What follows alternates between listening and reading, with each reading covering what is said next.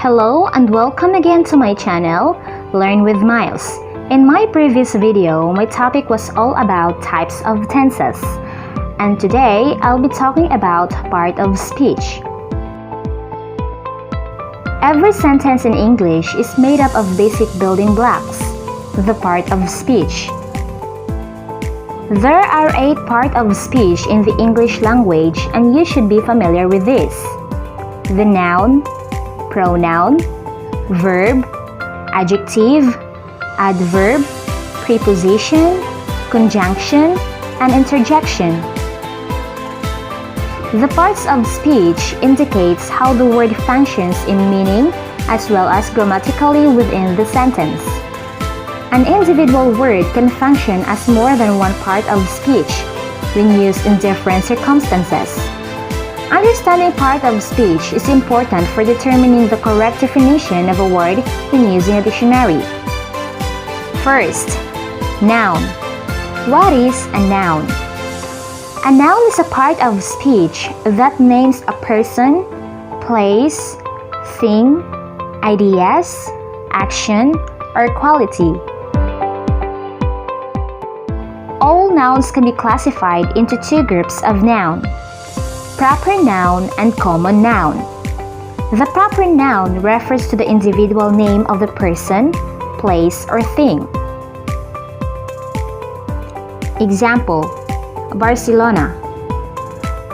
Barcelona is a city on the coast of northeastern Spain. It is the capital and the largest city of the autonomous community of Catalonia, as well as the second most populous municipality of Spain. Another example, South Korea. South Korea, an East Asian nation on the southern half of the Korean peninsula, shares one of the world's most heavily militarized borders with North Korea. It's equally known for its green hilly countryside dotted with cherry trees and centuries-old Buddhist temples, plus its coastal fishing village, subtropical islands, and high-tech cities such as Seoul, the capital of the country. Next, California. A western U.S. state stretches from the Mexican border along the Pacific for nearly 900 miles. Its terrain includes cliff-lined beaches, redwood forests, the Sierra Nevada mountains, Central Valley farmland, and the Mojave Desert. Another example of a proper noun, Leonardo da Vinci. Leonardo da Vinci was an Italian polymath of the High Renaissance who is widely considered one of the greatest painters of all time. The Mona Lisa is the most famous of his work and the most famous portrait he'd ever made. Next, Albert Einstein. Albert Einstein was a German-born theoretical physicist who developed the theory of relativity, one of the 2 pillars of modern physics. His work is also known for its influence on the philosophy of science. Lastly, Toyota Corolla. The Toyota Corolla is a line of subcompact and compact cars manufactured by Toyota.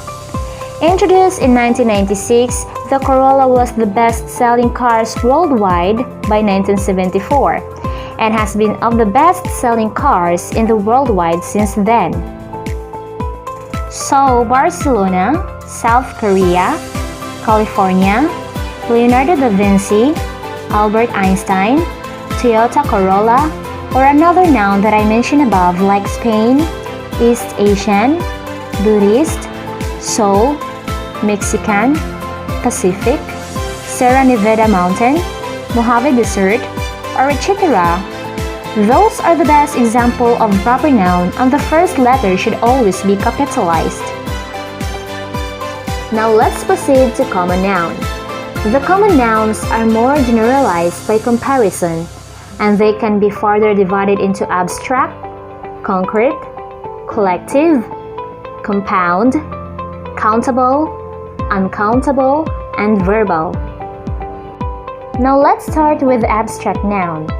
An abstract noun is a noun that cannot be perceived using one of the 5 senses: such as taste, touch, sight, hearing, and smelling. Now look at this example in the sentence. We can't imagine the courage it took to do that. Courage is an abstract noun because it cannot be seen, heard, tasted, touched, or smelled.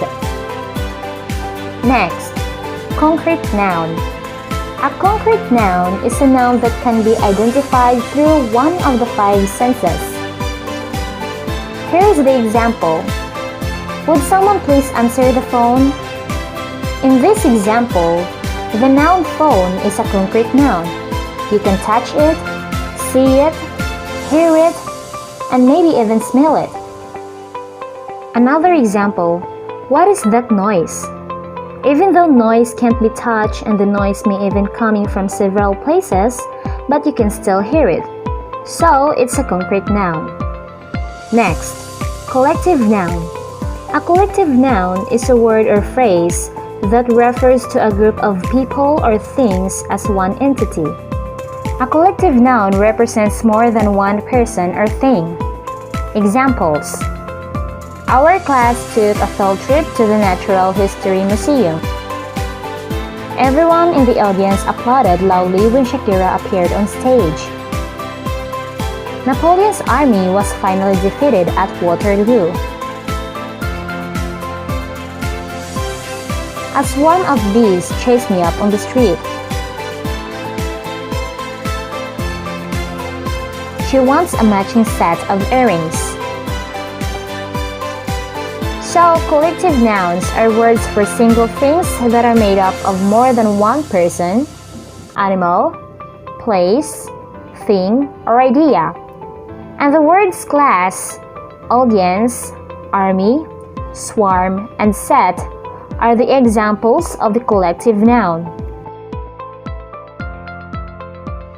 So, collective noun refers to an entire group of persons, animals, or things, therefore includes more than one member. Take note, collective nouns can be singular or plural, depending on how they are used in a sentence. Collective nouns used as one unit take singular verb. A collective noun that indicates many units take a plural verb. Next, compound noun.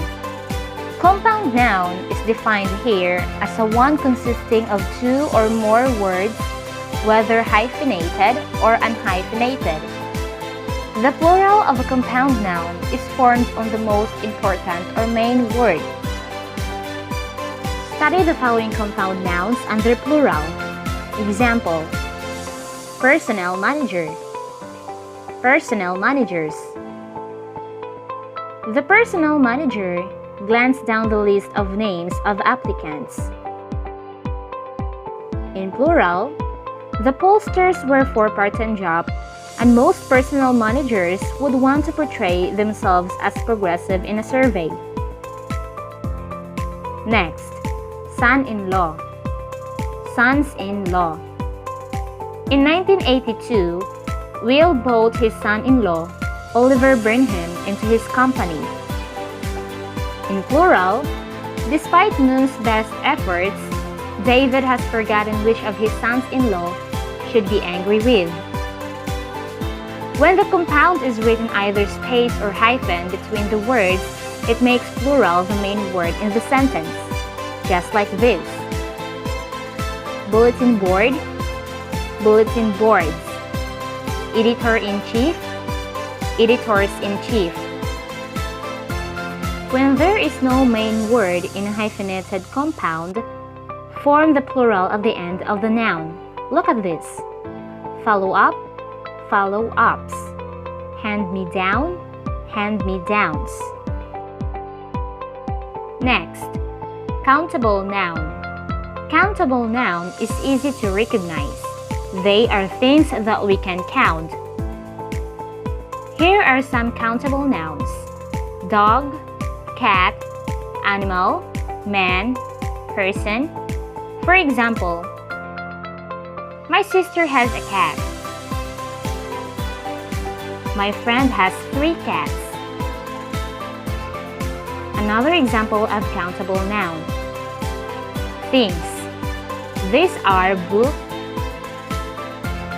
table, computer, shirt, television, pen, house, and etc. People, man, woman, child, friend, brother, sister, and etc. Example, how many brothers you have? I have a few books in my backpack. She bought some bananas at the store. Next, uncountable noun. Uncountable noun are substances, concepts, or etc. that we cannot divide into separate elements. We cannot count them. For example, we cannot count milk, but we can count bottles of milk or liters of milk. But we can't count itself. Here are some more uncountable nouns. Music, art, love, happiness, advice, information, news, rice, sugar, butter, water, electricity, gas, power, furniture, luggage, money, and currency, or etc. We usually consider uncountable noun as singular. We use a singular verb. For example, this news is very important. Your luggage looks heavy. Typically, we do not use the indefinite article with uncountable noun. We cannot say information or music, but we can say something of a piece of news, a bottle of water, a grain of rice. We can use some and any with uncountable noun. We can also use a little and much with uncountable noun. Example, I've got a little money. I haven't got much rice. Here are some examples of countable noun and uncountable noun. Look at the following examples. Dollar, money. Song, music. Suitcase, luggage. Table, furniture. Battery, electricity. Bottle, wine. Report, information. So, uncountable nouns are for things that we cannot count on numbers. They may be the names for abstract, ideas, or qualities, or physical objects that are too small or too amorphous to be counted, like liquids, powders, gases. The uncountable noun is used with a singular verb. Lastly, verbal noun. A verbal noun is formed from a verb. Unlike the gerund, it has no verbal force. Different languages have different types of verbal nouns and different ways of forming and using them. One of the examples of verbal noun in English is the word driving in the sentence. For example, I warned him against fast driving. Another example, jogging is a good exercise that will help you prepare, but you have to do it every day. There are three kinds of verbal: participle, gerunds, and infinitive. The participles are a verb form used as an adjective. A verbal noun is different from a gerund. A gerund is a noun that, having derived from a verb, retains a few verb-like properties. For example, a gerund can be modified by an adverb and take a direct object. Example, he spent much time copying in his literature's lecture. The copying is a verbal noun. Next, the students found the reading of English newspaper rather difficult at first. The reading is a verbal noun. So, a verbal noun is a noun that has no verb-like properties despite being derived from a verb.